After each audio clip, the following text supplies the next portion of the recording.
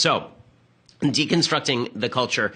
Every Tuesday, we take a little bit of culture and we deconstruct it. So, here is the culture we are going to deconstruct today. Eminem, who also appears to be basically Mike Pence. He's sort of turned into Mike Pence. When he takes off that hat, he's got the white hair and their hair, they look identical.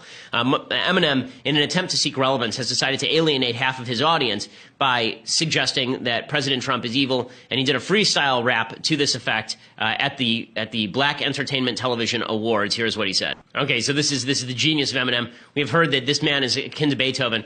This is only Beethoven after he had suffered from lead poisoning, presumably. Even then, Beethoven was still writing good stuff, deaf and poisoned by lead. I'm pretty sure that's not equivalent.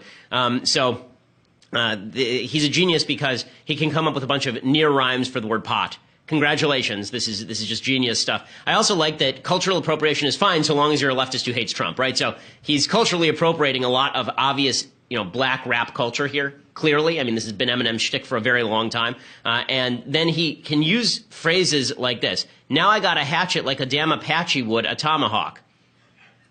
Totally fine, right? No cultural appropriation there, nothing insulting there. Right, that's not insulting in any way, but that's just because he is just a genius leftist who hates President Trump. Apparently, he attended an NBA game in Detroit, and he was cheered. Kid Rock, however, was booed. Kid Rock, by the way, says he's no longer going to run for Senate. So just like General Sherman, if nominated, he will not run. If elected, he will not serve. Kid Rock has now stated the same, except he screamed really loud and said "Bada wada badika" at the same time. Okay, other things.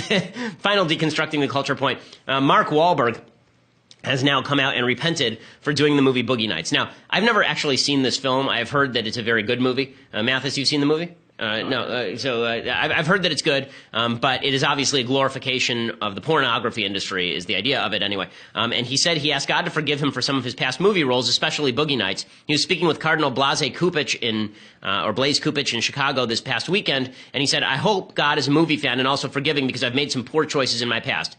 And he said the Boogie Nights is up there at the top of the list. Good for him. I mean, good for him. I believe in the capacity for redemption and forgiveness. That's one of the things religion is all about. And it's good to see some people in Hollywood who have the capacity to look back at things that they've done and say, perhaps that was a bad idea.